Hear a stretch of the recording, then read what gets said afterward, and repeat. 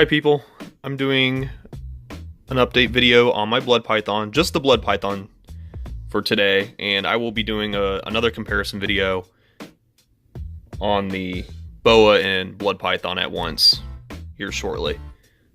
So she's gotten a cage upgrade. She's now in a tub similar to the size of a CB70.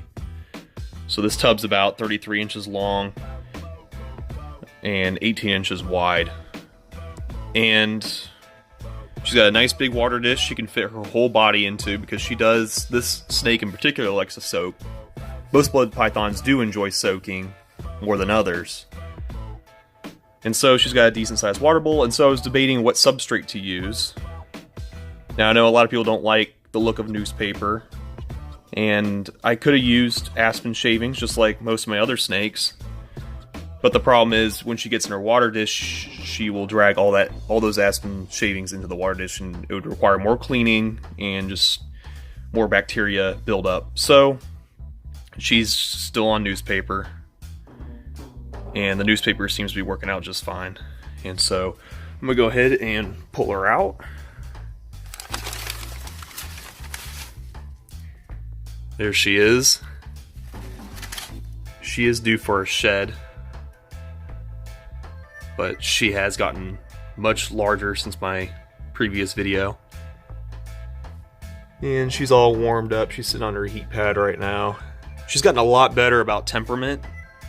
She's not as bitey, or she doesn't thrash about. And she used to, if I warmed her up like this, or if I put external heat on her, she would get really upset, which I believe is documented on a lot of reptile blood python care sheets, that they are more aggressive when you give them too much heat. So if you have your place at 78 to 80 degrees, I think most care sheets say that is perfectly fine to keep these blood pythons at an ambient temperature of those temperatures.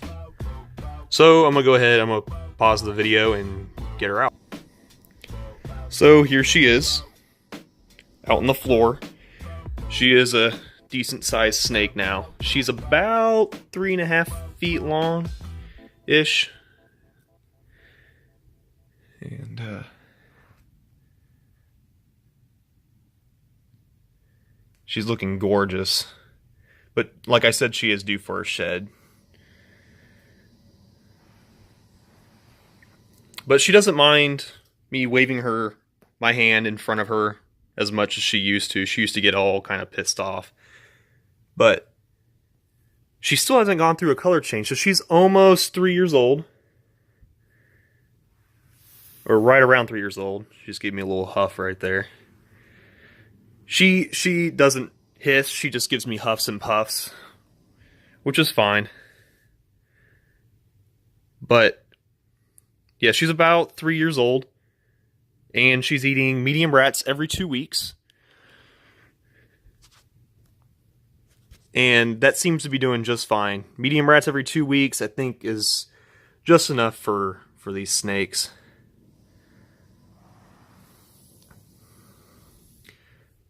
She could easily eat large rats, but I think this is a good feeding schedule for right now. And yeah, she's about 3.5 feet. She's almost 4 feet long. And you can see those awesome patterns and stuff. I'll show you her underside.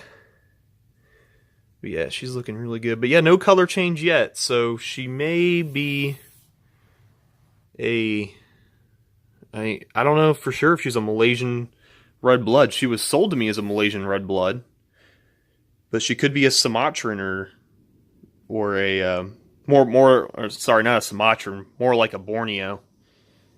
But my future plans with her are, my boa is getting a new enclosure. He is getting an Animal Plastics T8 4 foot by 2 foot enclosure. So that's going to look really nice, and I will definitely put that in my videos. And when it comes in, I'll show an unboxing and all that good stuff. And my boa, his Exoterra, is probably going to go to her. Although she doesn't really like people approaching from the front of the enclosure, and she also likes the opaqueness in the tubs, and also it keeps the higher humidity, which blood pythons do better, especially for shedding. So we'll see. I'll put her in the Exoterra when the boa's enclosure comes in, and we'll see how she does. If she doesn't like it, if she's giving me sass, then I will probably move her back into the tub. Because the tub works fine for these animals. Okay, and I will check out my other video. I'm going to do an update with both the blood python and boa so you get a good comparison. Thanks.